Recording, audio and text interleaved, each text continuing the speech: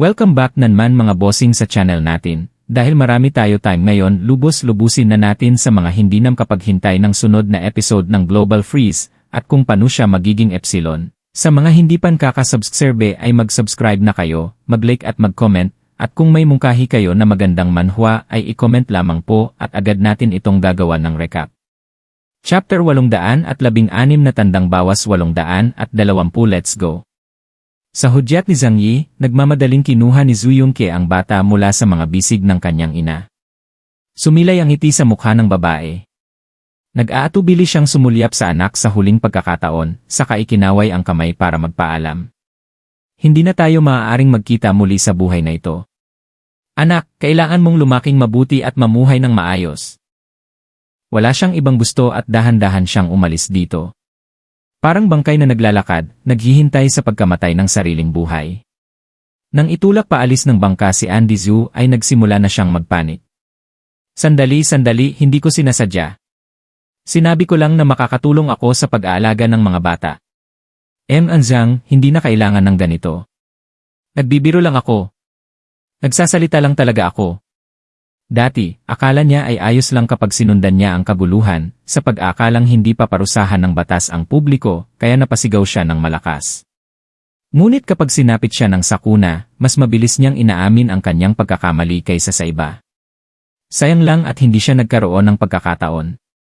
Hindi man lang siya nilingon ni Zhang Yi, nakangiti lang siyang nagsabi, napakabait at mabuting tao. Tumingin siya sa karamihan at sinabi ang mga salitang ito para sa lahat ng naroroon. Alam ko, inisip lang ng ilang tao na masyado akong malupit at wala man lang awa. I'm really sorry. Limitado ang resources sa barko namin. It takes more than 3,000 kilometers to return to Huaxu Kingdom from here. We really can't bring too many people with us. Tumabi siya at tinuro ang tagiliran niya. Pero huwag mong sabihin hindi ako marunong makibagay. Ngayon, kung may matuwid na tao na handang talikuran ang pagkakataong sumakay ng barko sa mga kawawang batang iyon, tiyak na sasang-ayon ako.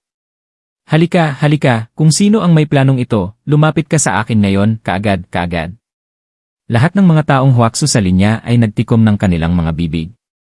Ang ilang mga tao sa barko ay natuto mula sa nakaraan at hindi nangahas na sumunod sa pambubugbog muli. Pinanood nila si Andy Zhu na itinapon sa bangka. Pagkatapos ay lumuhod siya sa lupa at nagmakaawa kay Zhang Yi na parang aso na patawarin siya, na sinasabing mali siya. Alam ko, inisip lang ng ilang tao na masyado akong malupit at wala man lang awa. I'm really sorry. Limitado ang resources sa barko namin. It takes more than 3,000 kilometers to return to Huaxu Kingdom from here. We really can't bring too many people with us. Tumabi siya at tinuro ang tagiliran niya. Pero huwag mong sabihin hindi ako marunong makibagay. Ngayon, kung may matuwid na tao na handang talikuran ang pagkakataong sumakay ng barko sa mga kawawang batang iyon, tiyak na sasang-ayon ako. Halika, kung sino ang may planong ito, lumapit ka sa akin ngayon, kaagad. Lahat ng mga taong huwakso sa linya ay nagtikom ng kanilang mga bibig. Ang ilang mga tao sa barko ay natuto mula sa nakaraan at hindi nangahas na sumunod sa pambubugbog muli. Pinanood nila si Andy Zhu na itinapon sa bangka. Pagkatapos ay lumuhod siya sa lupa at nagmakaawa kay Zhang Yi na parang aso na patawarin siya, na sinasabing mali siya. Ngunit si Zhang Yi ay hindi na muling tumingin sa kanya. Nakakainis, taang aso. Naisip ng tripulante na si Andy Zhu ay masyadong maingay, kaya binigyan niya ito ng putok ng baril at nawalan ng malay. Nang makita ito ng mga magulang kasama ang kanilang mga anak, pumunta sila para makiusap sa mga taga-Huaxu sa pangkat. Lee, matagal na tayong magkaibigan. Please help me and let Selena live. Umalis ka na, mamamatay ako kung mabubuhay siya. Magkatrabaho lang tayo, sinong mabuting kaibigan mo? Zhao, kaya kong ibigay lahat ng pera ko, pakiusap ko lang na ibigay mo sa akin ang pwesto mo. Go to hell, hahaha. What hate the most is your proud face.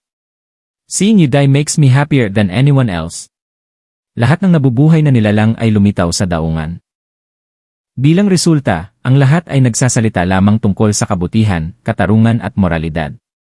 Ngunit kapag kailangan nilang magbayad para sa kanilang sariling mga tiket, sila ay mas kuripot kaysa sa iba. Bahala na itong mga dayuhang kaibigan, kahit dumating ang kanilang biological father, baka hindi sila pumayag na makipagpalitan. Sinabi ni Zhang Yi kay Zhu Yongke, na nag-aalaga sa mga bata sa tabi niya, tingnan mo, ganito ang mga taong ito, at ang mundo sa labas ay ganito rin. Masanay ka lang, ngunit hindi na kailangang maging mabait sa kanila. Si Zhu Yongke ay hindi nakaimik, ngunit mahigpit na hinawakan ang sanggol sa kanyang mga bisig, ang kanyang mga mata ay puno ng lambing. Nagkibit balikat lang si Zhang Yi. Si Zhu Yongke ay masyadong walang muwang, ngunit malapit na niyang bayaran ang presyo ng kanyang kabataan. Hindi niya nais na suriin lamang kung si Zhu Yongke ay isang mabuting babae o masamang babae. Marahil dahil sa pagiging ina, mayroon siyang ma. Sinabi ni Zhang Yi sa kanyang puso, dapat kang magpasalamat na mayroon kang isang mabuting tiyuhin, kung hindi, ikaw ang unang taong itatapon ko sa dagat upang pakainin ang mga isda. Bagamat hindi nagustuhan ni Zhang Yi ang paraan ng paggawa ni Zhu Yongke, para sa kapakanan ni Zhu Zeng, kailangan pa rin niyang pangalagaan ang mga ideya ni Zhu Yongke. Gaya ng sinabi ni Zhu Qier. Kapag binugbog ang aso, depende sa may-ari. Kahit na walang pakialam si Zhang Yi na maging kaibigan si Zhu Yongke, hindi man lang niya ito gusto bilang isang kaaway. Huwag na huwag kang makialam sa isang babae, lalo na sa babaeng may background. She is very vindictive and can hold a grudge against you for the rest of her life. Ngumiti si Zhu Qier at sinuri ito mula sa pananaw ng isang babae kay Zhang Yi. Naramdaman ni Zhang Yi na dapat turuan ng leksyon si Zhu Yongke para malunasan ang kanyang nakakainip na kabaitan. Tiningnan niya ang bata sa mga bisig ni Zhu Yongke at bahagyang itina. Naniniwala ako na hindi magtatagal bago magdusa si Zhu Yongke para sa kanyang mga aksyon. Iyan ay dapat na lubhang kawili-wili. Matapos ang mahigit isang oras na pagsisiyasat, sa wakas ay natuklasan na mayroong higit sa 200 mga tao ng Huaxu sa Yanliu Island. Siyempre, mayroon ding mga expat sa kanila, ngunit hindi ito naiiba kay Zhang Yi ngayon. Ang kailangan lang niya ay isang batch ng labor force na dinala sa Tianhai City, at isang simpleng screening ay sapat na. Ang mga taong ito ay pinayagan lamang na sumakay sa barko pagkatapos ng maingat na inspeksyon upang makumpirma na walang may dalang armas o kagamitan sa komunikasyon. Mayroong higit sa 200 tao, ngunit ang living space sa cabin ay tila masikip. Walang pakialam si Zhang Yi. Hanggat mabibigyan natin sila ng tirahan, maganda yon. I don't believe they dare to be picky. Sumakay na ang lahat sa bangka. Hiniling muna ni Zhang Yi kay Lao Tian na bigyan sila ng magandang aral at sabihin sa kanila ang mga tuntunin sa bangka. Ang lahat ng mga patakaran ay maaaring buod sa isa, sundin ang mga utos ng kapitan na si A. Zhang at ng mga tripulante ng walang kondisyon. Kung may mga has na lantarang kontrahin, diretsong itatapon sa dagat para pakainin ang mga pating. Ang living area ng cabin ay nahahati sa 3 palapag at 4 na pamantayan. Ang itaas na palapag ay ang living area para kay Zhang Yi at sa mga tripulante. Pinakamaganda ang tirahan ni Zhang Yi at Zhu Qier. Ang kwarto ng kapitan ay may sapat na heating at mainit na supply ng tubig. Ang independenteng silid ay higit sa 50 metro kwadrado na napakamarangyang. Kasunod ni Zhu Yongke at ng crew, nakatira sila sa parehong palapag ni Zhang Yi. Sina Zhu Yongke at Lao Chen ay may mga single room, habang ang mga crew member ay may standard 2-person room. Ang silid ay hindi partikular na maluwag, ngunit ito ay mainit at komportable.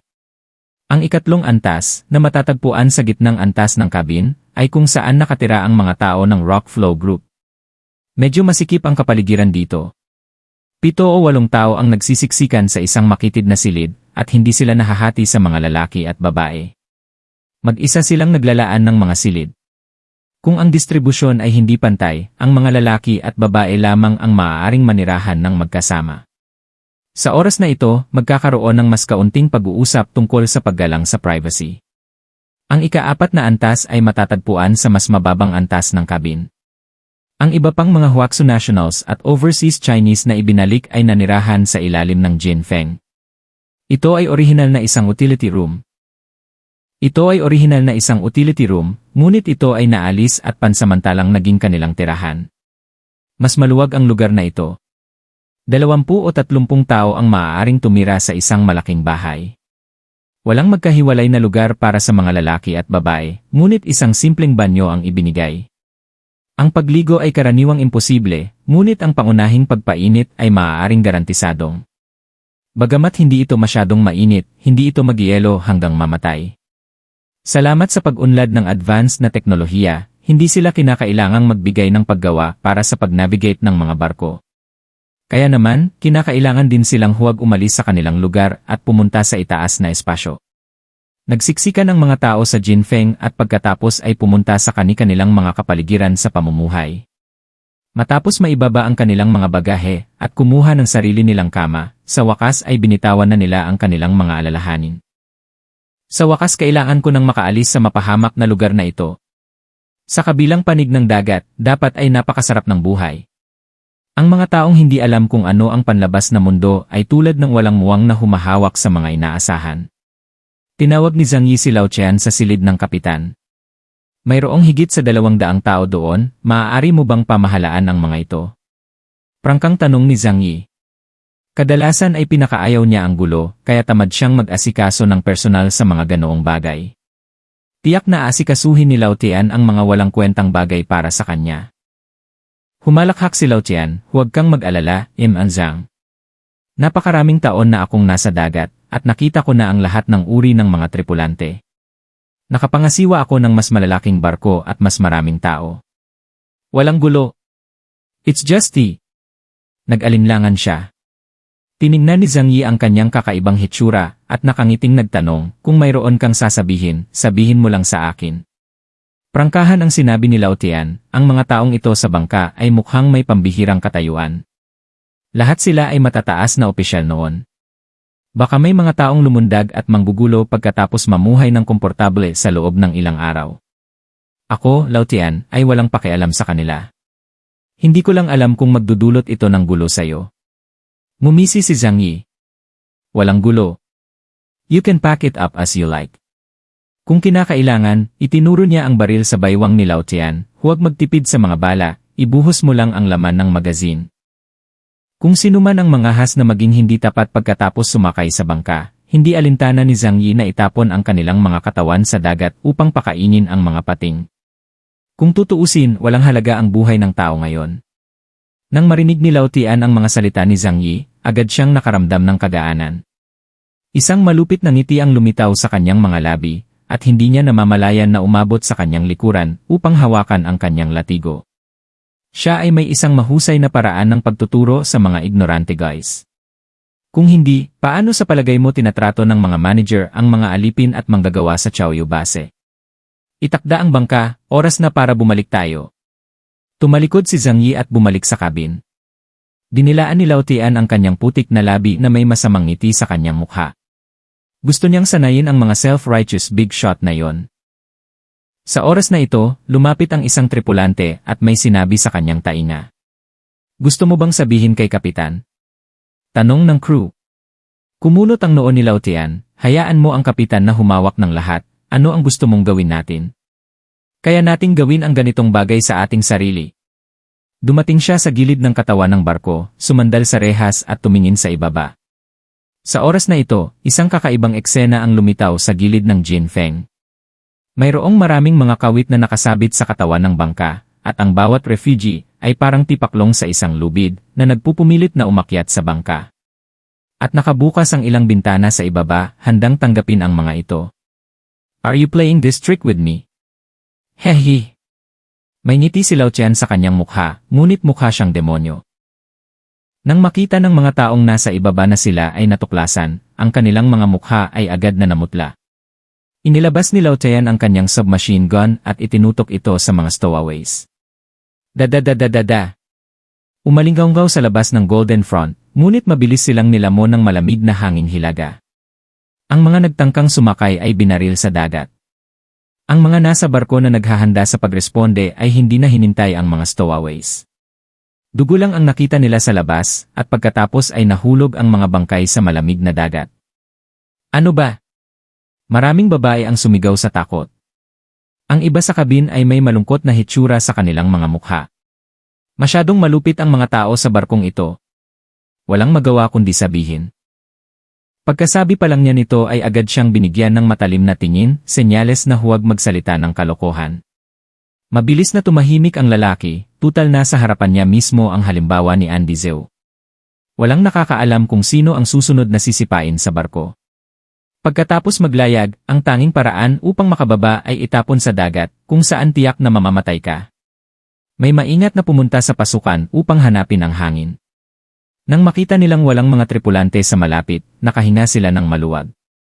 Tulad ng para sa grupong Ganryu, dahil ito ay isang silid para sa 8 tao, ang espasyo ay medyo makitid, ngunit nagbibigay din ito sa mga tao ng pakiramdam ng isang grupo sa isang pribadong espasyo. Ang dayuhang si Baimo at ang opisyal ng sila na si Cha Haicheng ay nanatili sa iisang silid, silang dalawa ay nasa ibabang kama. Nakikinig sa mga putok ng baril sa labas, napasandal si Baimo sa kabin, puno ng kalungkutan ang kanyang mukha. It's too cruel. They are too cruel. They kill people at every turn. Ano ang pinagkaiba nila sa mga masasamang tao sa isla? Papatayin din ba tayo sa daan? Lumapit si Chi Haicheng at nakangiting nagsabi, ikaw ay taga-Colombia, na mahirap sabihin. Mukhang hindi masyadong gusto ni Ezang ang mga Colombian. Tumitig si Baimo, oh Diyos, huwag mo akong takutin. Ipinaramdam mo sa akin na ito ay isang barkong alipin sa medieval, at ako ang alipin sa barko, at itatapon ako sa dagat upang pakainin ang mga pating anumang oras. Umiti ng masama si Chi Haicheng at sinabing, sino ang nakakaalam? Ang lugar na ito ay libu-libong kilometro ang layo mula sa kaharian ng Huaxu. Kailangan nating maglayag ng hindi bababa sa 1 buwan o 2. Anumang bagay ay maaaring mangyari sa daan. Siya ang orihinal na nagplano na takutin si Baimo. Pero habang nagsasalita siya, hindi niya maiwasang mapasimangot. Sana maging maayos ang paglalayag, kung hindi, kapag may nangyaring masama, tiyak na itatapon tayo sa dagat. Baka magiging supply pa nila. Lalong natakot ang puso ni Baimo. Niyakap niya ng mahigpit ang mga braso niya sa sobrang takot. Bakit hindi sila nagpadala ng isang tao upang iligtas ako? Talaga bang pinabayaan ng Colombia ang mga mamamayan nito?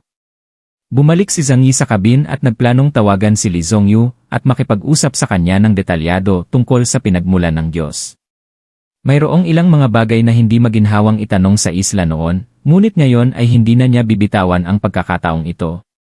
Ngunit pagbalik niya ay nakasalubong niya si Zhu Yongke na nagmamadaling darating. Emma Zhang, you are back. May diaper ka ba at milk powder dito? Ikinalat ni Zhang Yi ang kanyang mga kamay, sa tingin mo ba kamukha ko ang isang nagmamay-ari ng mga bagay na yon? Siyempre hindi naman ganun. Si Zhang Yi ay hindi kasal at walang anak. Pero sa totoo lang ginagawa niya. Pero hindi niya binigay. Bahagyang kumunot ang mga kilay ni Zhu Yongke na may problema sa kanyang mukha. Nakita niyang nakakaawa ang bata kanina kaya binalik niya ito. Ngunit sa oras na yon, kumilos ako ng pabigla-bigla nang hindi isinasaalang-alang ang mga kahihinatnan. Dahil dito, patuloy na umiiyak ang bata sa kanyang silid pagkadising. Saka lang siya nataranta. Pagkatapos ng maraming pag-iisip, maaari lamang siyang pumunta kay Zukir para humingi ng tulong. Bagamat walang karanasan si Zukir sa pag-aalaga ng mga bata, siya ay naging isang doktor at may mas maselan na pag-isip. Matapos lumapit at tingnan ang bata, agad niyang sinabi, wala siyang sakit. Umiiyak siya marahil dahil nagugutom siya o kailangan niyang magpalit ng lampin. Natigilan si Zhu Yongke. Paano siya nag-alaga ng bata? Saan mo alam kung paano magpalit ng lampin ng bata? Not to mention walang diaper sa barkong ito. Ngumiti si Zukir at ipinahiwatig sa kanya na maaari niyang tanungin si Zhang Yi. Alam niya na taglay ni Zhang Yi ang mga bagay na yon, ngunit kung ibibigay ba ito ni Zhang Yi sa kanya, o hindi ay depende sa mood ni Zhang Yi. Kaya nangyari ang sumunod na eksena. Ang mukha ni Zhu Yongke ay puno ng gusot, si Zhang Yi ay bumuntong hininga, at pagkatapos ay hinikayat siya ng seryosong mukha. Dahil pinili mong gampanan ang responsibilidad na ito, pagkatapos ay ipagpatuloy mo itong gawin ng maayos. Halika, sinusuportahan kita. Naniniwala ako na maaari kang maging isang mabuting ina. Si Zhang Yi ay mukhang taos puso, ngunit hindi nakatiis si Zhu Yongke. Ako. Nag-alinlangan siya, hindi alam ang gagawin. Hindi rin ako nag-aalaga ng mga bata. Zhang Yi daw, kailangang magkaroon ng unang pagkakataon para sa lahat. Hindi ba sinabi mo noon na ang mga bata ay napakadaling alagaan? Gaano karaming problema ang maaaring idulot kung sila ay kumakain ng kaunti at natutulog? Tinapik niya ang balikat ni Zhu Yongke, I'm optimistic about you. You should take good care of the baby during this period. I will arrangement for others to do other things. Nang matapos magsalita si Zhang Yi, binigyan niya ito ng nakakapagpalakas na tingin at saka naglakad palayo. Medyo naliligaw si Zhu Yongke. Pagkatapos ng mahabang panahon na pag-iisip, sa wakas ay hindi na siya makaisip ng ideya. Sa oras na ito, dumating si Zukir mula sa kanyang silid at nakilala si Zhang Yi ng harapan. Binigyan siya ni Zhang Yi ng kakaibang tingin, kaya hindi napigilan ni Zuke na matawa. Lumapit si Zukir kay Zhu Yongke at mahinang sinabi, ang batang iyon ay umiyak. Halika at tingnan mo. Sabik na itinadyakan ni Zhu Yongke ang kanyang mga paa, hindi ko rin alam kung ano ang gagawin. Walang magawang sinabi ni Zukir, pumunta ka sa kusina para kumuha ng sinigang na kanin para makain niya. At saka, nakita kong basang-basa na ang kanyang mga lampin. Kailangan mong mabilis na magpalit ng lampin. Ngunit saan ako makakahanap ng mga lampin para sa kanya? Sinabi ni Zukir, gumagamit siya ng mga lampin na gawa sa basahan ng mga damit. Saan ko makikita ang uri ng mga lampin na ibinebenta sa mga supermarket ngayon? Habang nagsasalita siya, ang boses ni Zhang Yi ay nagmula sa likuran. Kier, halika nga dito. Ang daming tao sa barko, kailangan nating pag-usapan ang epidemic prevention para maiwasan ang mga nakakahawang sakit sa barko. Sinabi ni Zukir kay Zhu Yongke, bilisan mo at gawin mo. Pupunta ako at mag-abala muna. Gusto ni Zhu Yongke na tulungan siya ni Zukir, ngunit si Zukir ay hindi na natili at umalis na may maliliit na hakbang. Kinagat niya ang kanyang mga ngipin at walang ibang magawa kundi ang pumunta sa kusina at hilingin sa chef na gumawa ng isang mangkok ng sinigang na kanin para sa bata.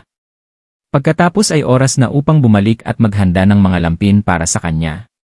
Bago pa man makapasok ang sinuman sa silid, narinig nila ang nakakabinging sigaw na tumagos pa sa kabin na may magandang sound insulation.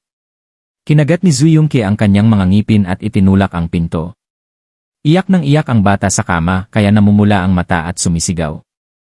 Ang mga sheet sa ilalim ay nabasa ng dilaw na likido. Namutla si Zhu Yongke at sumigaw, ang mga kumot ko. Sa ganitong panahon, napakahirap patuyuin ang mga kumot, lalo na ang kutson, na malamang nabasang-basa. Paano siya makakatulog ng ganito? Walang katapusang nagreklamo si Zhu Yongke, at sa unang pagkakataon, nakaramdam siya ng matinding panghihinayang. Hindi ko dapat tinanggap agad ang gawain ito. Noong una, itinaguyod niya ang pagmamahal ng ina at iminungkahi kay Zhang Yi na isama ang bata dahil hindi niya akalaing kailangan niya itong alagaan. May isang matandang kasabihan na maayos. Ang mga taong may mga kamay sa kanilang mga bulsa ay palaging sobrang kumpiyansa. Siyempre marami kang makakausap kapag hindi mo kailangang magtrabaho mag-isa. Sa kabaligtaran, kapag ang mga bagay ay talagang nahulog sa iyo, mararamdaman mo ang kahirapan ng gawain. Lumalaki na ang ulo ni Zhu Yongke, ngunit sa sandaling ito, nakaamoy siya ng maasim at hindi ka nais-nais na amoy. Hindi lang umihi ang bata, tumay din alam ng sinumang nag-alaga ng bata kung gaano kaasim at mabaho ang dumi ng bata. Gayunpaman, hindi kalakihan ang silid at nakabukas ang hating, na lalong nagpaasim sa pakiramdam. Ang layaw na si Miss Zhu ay humina sandali, tumakbo palabas ng bahay at huminga ng malalim bago siya nakabawi. Gayunpaman, nanatili ang pag-iyak sa silid. Hindi kalayuan ang silid na ito sa silid ni Zhang Yi at maririnig ang tunog. Biglang nagalit si Zhu Yongke nang maisip niyang kutyain siya ng iba kapag hindi niya kayang alagaan ang kanyang mga anak. Hindi ako naniniwalang hindi ko kayang mag-alaga ng bata. Inihanda niya ang pag-iisip pagkatapos ay binuksan ang pinto at nagmamadaling pumasok. Ang pagpapalit ng mga lampin ay maaaring maging isang napakahirap na gawain, lalo na para sa mga baguhan. Ang diaper na ginamit ng batang iyon ay tinatawag na jezi sa wikang Huaxu. Walang waterproof function. Ito ay ilang patong lamang ng magaspang na tela at pagkatapos ay pinalamanan sa ilalim ng puwitan ng bata. Sa sandaling sinamantala ito ni Zhu Yongke, naramdaman agad na basa ang kanyang mga kamay. Muli siyang napasigaw. This time, umiyak siya kasama ang bata. Ang pagpapalit lang ng lampin ay nakaramdam na siya ng matinding kahihiyan. Ngunit si Zhang Yi, na nakarinig ng iyak sa tabi, ay masayang ngumiti. Umupo siya sa sofa, eleganteng umiinom ng medyas na milk tea, at pagkatapos ay sinabi kay Zukir, hulaan mo kung gaano katagal bago siya magpalit ng lampin ngayon. Hindi napigilan ni Zukir na itagilid ang kanyang ulo at nag-isip sandali pagkatapos ay ipinilig ng malakas ang kanyang ulo. I think it's too suspenseful. Nakakita na siya ng mga kaibigan na nagpapalaki ng mga anak noon at ito ay nagbigay pa sa kanya ng takot sa pagbubuntis. Hindi yan maliit na anghel, siya ay isang maliit na demonyo. Kaya niyang magpabaliw sa isang matinong adulto. Kapag nagpalit ka ng lampin, sa sandaling buksan mo ito at makita ang isang bagay na dilaw at puti, magkakaroon ka ng gana na umakyat sa langit. Gayunpaman, hiniling ni Zukir sa kanya na gawin ito, at kakailanganin ng ilang oras upang masanay ito. Ito ay batay sa premise na si Zukir ay nagtrabaho sa isang ospital at may malakas na psikolohikal na kalidad. Nagkibit balikat si Zhang Yi, kung gayon, hintayin natin. Pagkatapos ng lahat, siya ang pumili nito, idol. Sinabi ni Lao Zu na ang pagpapaalam kay Zhu Yongke sa pagkakataong ito ay magbibigay din sa kanya ng mahabang karanasan at maunawaan ang kahirapan ng buhay sa labas ng mundo. Nag-iisip pa rin si Zhang Yi kung ano ang dapat niyang gawin para maliwanagan siya. Bilang resulta, si Zhu Yongke ay tumanggap ng isang malaking pasanin para sa kanyang sarili. Halos mamatay si Zhang Yi sa kakatawa nang makitang hawak ni Zhu Yongke ang bata. Hindi nilayon ni Zhang Yi na tulungan si Zhu Yongke sa problema. Sinabi rin niya kay Zukir at sa iba pang nasa barko na huwag tulungan si Zhu Yongke. Ang pangunahing bagay ay gawin ang trabahong kinontrata niya mismo. At umalis siya sa kabin at bumaba sa lugar kung saan nakatira ang mga taga-Rockflow Group. Pagdating niya, maraming tao sa kabin ang nagbubulungan. Nang makita nila si Zhang Yi, natakot sila kaya mabilis silang tumahimik at pagkatapos ay binati siya ng isang nakakapangingiting na ngiti. Hello Emma Zhang!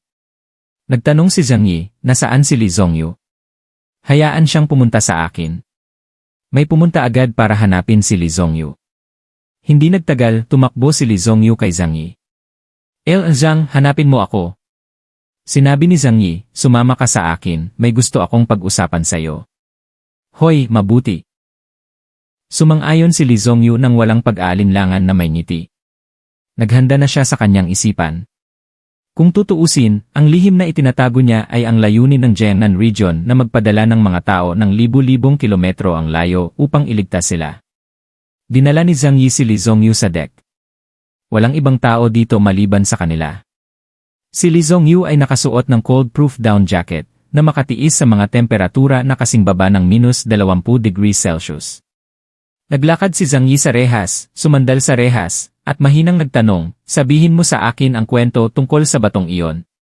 Inabot ni Li Zongyu, kumuha ng bato sa kanyang bulsa, at dahan-dahang ibinigay kay Zhang Yi. Ito ay isang dilaw na bato, medyo katulad ng Tianhuang na bato, at mukhang ordinaryo sa ibabaw. Ngunit sa unang pagkakataong nakita ito ni Zhang Yi, naramdaman niyang gumalaw ang kanyang yane. Ang mga bagay na may buhay ay may mga likas na hilig na minana mula sa kanilang mga ninuno. Ito ay naka-imprint sa kanilang yane. Sa sandaling nakita ni Zhang Yi ang dilaw na bato, ang kanyang mga jin ay tumatalon sa tuwa na para bang may natuklasan siya na hinahanap-hanap ng kanyang mga jin. Ito ba ang pinagmulan ng Diyos? Sumulyap si Zhang Yi kay Li Zongyu pagkatapos ay mahinahong inabot at kinuha ang bato. Pakiramdam niya ay may bakas pa rin ng kakaibang kapangyarihan ang natitira dito, ngunit wala na masyadong natitira. Saan mo nakuha ang bagay na ito? Ngumiti si Li Zongyu, paumanhin, hindi ko pa masasabi sa'yo. Kailangan mong tiyakin na ako at ang mga tao sa paligid ko ay ligtas na makakarating sa pampang. Mapaglarong ngumiti si Zhang Yi, tapos na. Itinaas niya ang bato sa kanyang kamay at itinutok ito sa maputlang araw sa kalangitan, ngunit wala siyang makita. Lihim na naisip ni Zhang Yi, naglalaman ba ito ng sikreto sa paglagpas sa mga paghihigpit sa genetiko? Ininatan ko itong bato, may tutol ka ba? Sabi ni Zhang Yi, isinilid ang bato sa kanyang bulsa. Tumango si Li Zongyu, syempre. Tumango si Zhang Yi, mabuti yan, iyon lang. Wala akong kinalaman sa'yo. Bumalik ka at gawin mo ang iyong trabaho. Hindi pa rin makapaniwala si Li Zongyu sa kanyang mukha, hinayaan siya ni Zhang Yi na bumalik ng ganoon kadali. Dahil sa kanyang opinyon, si Zhang Yi ay isang napakalupit na tao. Si Li Zongyu ay handa pang ang pilitin, akitin, o bugbugin pa ni Zhang Yi. Ngunit dahil sa masiglang ugali ni Zhang Yi, nataranta siya. Hindi niya alam na ang kanyang sikreto ay hindi masyadong kaakit-akit kay Zhang Yi. Na-curious lang si Zhang Yi, kaya nagtanong siya. Tungkol naman sa misteryosong pinagmumula ng Diyos, mayroon man o wala, at kung ano ito, talagang walang pakialam si Zhang Yi. Ayaw niya sa gulo. Hayaang pangasiwaan ng rehiyon ng Jiangnan ang mga maligalig na usapin. Siguro mabait siyang tao. Umiling si Li Zongyu. Bagamat hindi niya kilala ang karakter ni Zhang Yi sa ngayon, ang mga aksyon ni Zhang Yi ay naging dahilan upang magkaroon siya ng isang tiyak na pagmamahal kay Zhang Yi. Ang Jinfeng ay umalis sa tubig ng Yanliu Island at nagsimulang maglayag sa malalim na dagat, bumalik sa Huaxu Kingdom kasama ang orihinal na ruta. Inabot sila ng mahigit 2 buwan bago dumating. Gayunpaman, pagkatapos maging pamilyar sa ruta, ang oras ng pagbabalik ng biyahe ay maaaring lubos na paikliin, at ito ay inaasahang darating sa loob ng 50 araw. Noon, bandang Nobyembre na. Halos 1 taon na ang lumipas mula nang matapos ang mundo. Minsan, hindi mapigilan ni Zhang Yi na maramdaman na ang oras ay parang panandaliang sandali, at wala na ito. Ngunit sa nakalipas na 6 na buwan, napakaraming bagay ang nangyari sa paligid niya. Sa Jinfeng, habang dumarami ang mga tao, kailangang isagawa ang pamamahala araw-araw. Si Lao Tian ang may pananagutan sa aspetong ito. Ang mga kondisyon ng pamumuhay sa board ay nahahati sa 4 na antas. Hindi na kailangan ng kusina na mag-asikaso ng pagkain sa tabi ni Zhang Yi. Si Zhang Yi ay naghahanda ng sarili niyang mga delikasi. Sa makatuwid, ang kusina sa barko ay dapat magbigay ng mga pagkain para sa iba't ibang lugar sa ibaba ng Zhu Yongke. Si Zhu Yongke at ang mga tripulante ay nasiyahan sa masaganang pagkain, kabilang ang manok, isda, karne at itlog. Ang ikatlong antas ay isang miyembro ng Rock Flow Group na maaari ding magkaroon ng bahagyang supply ng protina araw-araw. Bagamat kakaunti ang karne, mayroon naman. Para sa ika-4 na antas, ang mga taga-Huaxu at mga expat na kalaunan ay na-screen sa barko, maaari lamang silang kumain ng isang pagkain ng karne kada 3 araw. Gayunpaman, ang paunahing supply ng pagkain ay maaaring matugunan ang mga pangangailangan ng lahat. Sa simula, lahat ay walang pagtutol sa gayong mga kondisyon ng pamumuhay. Kung ikukumpara sa kung ano ang mayroon sila sa Yanliu Island, ang kanilang kalidad ng pagkain ay bumuti ng husto. Ang pananatili sa kabin araw-araw, bukod sa medyo nakakainip, kahit papano ay nagbibigay daan sa akin na magkaroon ng. Pero sabi nga ng matandang kasabihan, may mga taong hindi nakakain ng sobra. Kapag sila ay nagugutom, isa lamang ang kanilang inaalala. Pagkatapos kumain, magkakaroon sila ng hindi mabilang na mga alalahanin. Maya-maya, dumating na ang manggugulo. Natagpuan ni Zhu Yongke si Zhang Yi at hiniling na italaga kay Sun Wanzi ang isang malayang bahay. She is also a school girl after all, and she has a somewhat innocent personality. She lives in a mixed room, so I'm worried na baka may mangyari sa kanya. Nagkataon na ako ay masyadong abala sa pag-aalaga ng mga bata ng mag-isa, kaya kailangan ko ng isang taong tumulong sa akin. Biglang tumawa si Zhang Yi nang marinig niya ito. Aba, pwede kang tumira sa kuweba, pero ngayon hindi ka na marunong makibagay sa bangka. Kung ako ang tatanungin mo, isa ka lang aso. Ang ekspresyon ni Zhu Yongke ay medyo hindi natural. Sa katunayan, ginawa niya ito para sa kanyang sariling konsiderasyon. Ilang araw pa lang ang lumipas at halos mabaliw na siya sa pagpapahirap ng sanggol na yon. Gayunpaman, dahil sa pagtuturo ni Zhang Yi, walang sinuman sa crew ang handang tumulong sa kanya sa pag-aalaga sa bata. Sa oras na ito, ang kanyang matulungin na babae sa paaralan ay tumakbo at nag-alok na tumulong. Bilang karagdagan, si Zhu Yongke ay wala sa magandang kalagayan pagkatapos na nasa dagat sa loob ng 2 buwan. Ngayon sa wakas ay nakahanap na ako ng makakausap ko, at agad kong itinuring si Sun Wanzi bilang aking pinagkakatiwalaan. Sinamantala ni Sun Wanzi ang pagkakataon na magmungkahi ng paglipat sa isang hiwalay na silid sa itaas. Bilang matalik niyang kaibigan, syempre pumayag siya. Bahay lang to, at hindi naman parang walang bakante sa itaas. Malungkot na ikinulong ni Zhu Yongke ang kanyang mga labi. Tumingin siya kay Zhang Yi at nagreklamo, lahat kayo ay ayaw akong tulungan. Napakadali para sa isang tao na tumulong sa akin. Hindi ka pa rin sumasang-ayon? Tanong pabalik ni Zhang Yi, napakaraming tao ang naninirahan doon at maraming babae sa kanila. Bakit siya lang ang kailangang maging espesyal kung ang iba ay kayang tiisin ito? Kung alam ko lang na hindi niya kayang magsama, itinapon ko na lang siya nang makasakay kami. Natahimik si Zhu Yongke saglit at nakatingin lang kay Zhang Yi na may nagmamakaawang ekspresyon. Zhang Yi, you just treat me as begging you, okay? I really need someone to help me. Saglit na nag-isip si Zhang Yi at napagtanto na marami talagang bakanteng silid sa kanilang sahig, kaya bale bigyan nila si Sun Wanzi ng silid. Para hindi siya abalahin ni Zhu Yongke buong araw. Iniisip pa lang ang estilo ng babaeng iyon sa paggawa ng mga bagay, hindi ito nagustuhan ni Zhang Yi. Kaya ang sabi niya, walang available na room, very busy ang lahat. Pero may utility room na matitirhan niya. Nagulat na sabi ni Zuyongke, utility room? Hindi ba madumi yon? Ngumisi si Zhang Yi, hindi ba gusto niya ng isang solong silid dahil naisip niya na hindi ligtas na manirahan ng magkasama? Hindi ba masyadong madumi yon? May mga kamay at paa siya at kayang maglinis mag-isa. Hindi niya maiwasang mahalin ito. Hindi, mananatili siya. Mabilis na sumang-ayon si Zuyongke. Kung wala ang tulong ni Sun Wanzi, hindi niya alam kung paano mag-isa ang pag-aalaga ng bata. Matapos makuha ang pahintulot ni Zhang Yi, pumunta si Zuyongke sa Yanliu Group at hiniling kay Sun Wanzi na lumipat sa itaas na palapag. Nang marinig ng lahat sa Yanliu Group ang mga salitang ito, lahat sila ay tumingin ng naiinggit kay Sun Wanzi. May mga babae din sa grupo na hindi maiwasang magtanong kay Zuyongke. Emma Zhu, pwede rin ba tayong mag-apply ng hiwalay na kwarto? Hindi masyadong convenient para sa aming mga babae na tumira dito sa napakaraming tao. Hanggat nagsisimula ang lahat, ito ay hahantong sa walang limitasyong mga ideya. Medyo walang magawa ang ekspresyon ni Zuyongke, natatakot akong hindi ito gagana. Nandito si Sun Wanzi para tulungan akong alagaan si Tommy. Pero, matutulungan ka rin naming alagaan ang mga anak mo. Hindi ko kailangan ng ganoon karaming tao. Binuksan ni Zuyongke ang gayong pagbubukas para kay Sun Wanzi, at kaagad na nagsimulang maghanda ang iba pang miyembro ng Yanliu Group para kumilos. Lalo na ang mga babaeng tulad ni Sun Wanzi ay gustong manirahan sa matataas na uri. Sino ang hindi nakakaalam na ang mga kondisyon doon ay mas mahusay kaysa sa mga nasa mababang uri? Ngunit hindi ito magawa ni Zuyongke dahil kay Zhang Yi ang bangka, at alam ng Diyos kung gaano kahirap para sa kanya na tanungin si Zhang Yi.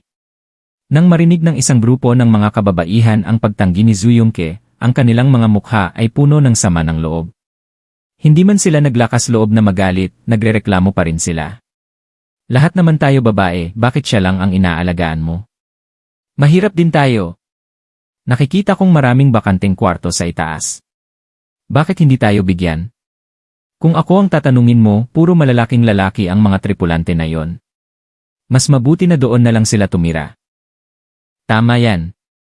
Noong nag-aaral ako sa kolehiyo, bibigyan kami ng mga lalaking iyon ng magagandang dormitoryo. Ang mga crew member na ito ay hindi marunong rumespeto sa mga babae. Ikinulot ni Zuyongke ang kanyang buhok sa kahihiyan, hindi alam kung paano tutugon sa mga paksang ito. Nang makita ito, lumapit si Sun Wanzi, niyakap ang kanyang braso at sinabi sa iba, ano ang sinisigawan nyo? Sapat na para ilabas kayo sa mapahamak na lugar na yon, ngunit mapili pa rin kayo. Humph, ano ang relasyon ko sa senior kong kapatid, at ano ang relasyon mo sa kanya? She said with a proud look on her face, and let me tell you, kahit hindi hinahanap ng senior si Zhang, kailangan pa rin niyang ayusin ang isang kwarto para sa akin. Alam mo ba kung sino ang aking ama at lolo? Ang mga kababaihan sa grupong Yanliu ay mukhang hindi masaya, ngunit wala silang magagawa tungkol dito, dahil ang katayuan ni Sun Wanzi ay talagang hindi pangkaraniwan, at marami sa kanyang mga miyembro ng pamilya ang humawak ng mahahalagang posisyon sa lugar ng trabaho. Hinawakan ni Sun Wanzi ang kamay ni Zuyongke ng may pagmamalaki, umalis na tayo at pabayaan sila. Sinundan ni Sun Wanzi si Zuyongke at masayang pumunta sa itaas na palapag. Kinuha ni Zuyongke ang susi at dinala siya sa utility room. Pagbukas ko ng pinto, nakita kong puno ito ng mga mops, basahan at malalaking tubo ng tubig. May mga itim na mansa ng diesel sa dingding at kitang-kita ang amoy ng diesel. Ito senior, nagkamali ka ba ng kwarto? Nakangiting tumingin si Sun Wanzi kay Zuyongke, hindi makapaniwala na ito ang silid na nakatalaga sa kanya. Mahinahong sinabi ni Zuyongke, ito na. Ito na. Napag-usapan ko na ito ng mabuti sa kanya. Huwag kang mapili. Mas mabuti pang tumira dito kaysa sa datong po doon sa ibaba tumira, di ba? Parang pato ang bibig ni Sun Wanzi, nakaramdam ng hinanakit. Akala ng mga tao ay may sasabihin ka sa barko. Nagsimulang hindi komportable si Zuyongke sa lahat. Nga pala.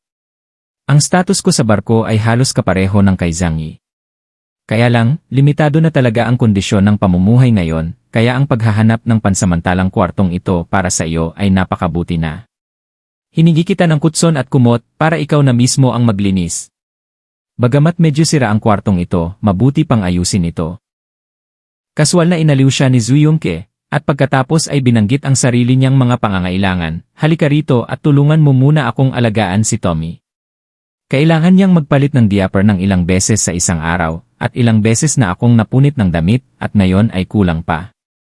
Tulungan mo akong hugasan ang lampin na pinalitan ko. Bagamat medyo hindi nasisiyahan si Sunuansi, mas maganda dito kaysa sa ibaba, kung saan ang isang grupo ng mga tao ay nagsisiksikan sa isang silid. Sinundan niya si Zuyongke at hinugasan ang lampin ni Tommy. Nang dumating ang resulta, para makuha si Zuyongke ng silid para sa kanya, ginawa niya ang bawat pangako. Ngunit hindi niya inaasahan na ang mga lampin na pinalitan niya ay magtambak sa isang maliit na bundok at natatakpan ng dumi ng sanggol. Suka.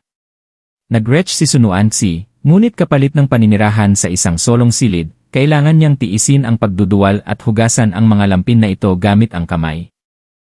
Maya-maya, oras na ng tanghalian. Ang tatlong pagkain sa isang araw ay inihahanda sa kusina at pagkatapos ay ipinamamahagi sa mga tao sa bawat palapag. Madali ding ihanda ang pagkain. Lahat sila ay pre-made dishes. Kailangan lang nilang painitin at ihain kasama ng isang mangkok ng kanin.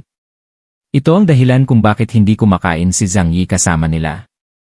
Medyo late na nagising sina Zhang Yi at Zhu Qier, kaya sabay silang nag-almusal at tanghalian. Habang kumakain, lumabas siya para tumambay at tingnan ang sitwasyon sa barko. Pero nagkagulo sa cafeteria. Narinig ni Zhang Yi ang sigaw ng babae at ang hindi nasisiyahang pagtatalo ni Zuyongke. Kumunot ang noo niya, alam niyang dalawang babae na naman ang nanggugulo. Dahil maliban sa kanila, walang ibang pwedeng kumain sa itaas na palapag. Lumapit si Zhang Yi at tumingin. Nagtatalo pala sina Zuyongke at Sunuansi sa chef. Walang magawa ding nagpapaliwanag si Lao Qian sa tabi niya. Tinitigan ni Zuyongke ang chef at nagtanong, bakit hindi tayo makapaghanda ng dagdag na pagkain para sa kanya. Pumayag na si Zhang na tirahan siya sa itaas na palapag. Ang paghahanda ng dagdag na pagkain ay isang bagay na pagsisikap. Walang magawa ang chef, Miss Zhu, hindi mo alam kung gaano kamahal ang panggatong at bigas. Ang pagkain na ibinibigay sa atin ng kapitan ay nirarasyon bawat tao. At napakalinaw kung magkano ang dapat ibahagi ng bawat tao. Ang supply ng pagkain sa itaas na antas ay para lamang sa 17 sa atin. Kung bibigyan natin itong miso ng isang bahagi ng pagkain, hindi ito magiging sapat para sa lahat. Paano kung hanapin mo ang kapitan para pag-usapan ito? Si Zhang Yi ay nasa labas na nanonood ng pananabik habang nakahalukit-kit. Sa oras na ito, karaniwang naintindihan niya ang nangyari. Ang pagkain sa ibaba ay isang malaking palayok ng kanin. Matapos makarating si Sunuansi sa itaas na antas, natural na hindi na siya babalik at kakainin muli ang mga bagay na yon. Si Zhang Yi ay may mapaglarong ngiti sa kanyang mga labi at hindi nagmamadaling pumunta. Ngunit sa lalong madaling panahon siya ay natuklasan ni Zuyongke. Galit na lumapit si Zuyongke at sinabi kay Zhang Yi, Zhang, ano man ang mangyari, isa rin ako sa mga pinuno ng rescue mission. Wala man lang ba akong kapangyarihan na mamahagi ng pagkain sa aking mga katulong? May tay ka. Reklamo ni Zhang Yi sa kanyang puso. Hindi niya gusto si Sunuansi bilang isang banal na ina. Ngunit tinatamad siyang mag-aksaya ng oras sa gayong maliit na bagay, kaya sinabi niya sa chef, kapag naghahatid ako ng mga pagkain sa mga tao sa Yanliu Group mula ngayon, bakit hindi ko nalang ihatid ang kanya at itago ang mga ito? Sa hindi inaasahang pagkakataon, ibinuka ng chef ang kanyang mga kamay at sinabing, iyon ang sinabi ko, ngunit hindi sumasang-ayon si Miss Su. Medyo nagulat si Zhang Yi. Hindi ka pa ba masaya? Ang mga mata ni Sunuansi ay napuno ng luha, at tinitigan niya si Zhang Yi na may matigas na tingin sa kanyang mukha. Ako rin ay isang binibini mula sa isang opisyal na pamilya, bakit ako papayagang kumain ng masasamang pagkain? Gusto kong kumain ng kapareho ng kapatid kong senior. Napag-alaman na nang magkasama silang maghapunan ni Zuyongke, nakita niyang ibang-iba ang food standards ni Zuyongke sa kanya, at agad siyang nalungkot. Dahil sa isang maliit na bagay, nagkaroon ng away sa kusina, dahilan para hindi makakain ang mga tripulante. Isang naiinip na tingin ang sumilay sa mga mata ni Zhang Yi. Hindi niya pinansin si Sunuansi at lumingon kay Zuyongke. Dinala mo dito ang taong ito, ano sa tingin mo ang dapat gawin sa bagay na ito? Sumimangot si Zuyongke, naramdaman niya ang sama ng loob ni Zhang Yi. Pero sa pagkakataong ito, hindi na siya sumuko. Dahil sa kanya si Sunuansi, kung aalis siya sa pagkakataong ito, anong mukha ang dapat niyang pag-usapan sa hinaharap? Hanggang dito na lamang ulit mga bossing, sa mga hindi pa nagsusubscribe ay mag-subscribe na po kayo. Dahil malaking tulong ito sa paglago ng ating munting channel para lalo ako ganahan at sa mga may request ng ibang manhwa ay mag-comment lamang po at gagawan po agad natin agad ito ng manhwa. Sa ngayon kailangan ko muna talaga maging matyaga at maging isang ganap na, sigma na lalaki at maging astig na pogi at isang sistema na may kakayahan na magkaroon ng walang hanggang yaman na mas malakas pa kay Zangi hahaha. Kailangan ko muna ma-rebirth, paalam.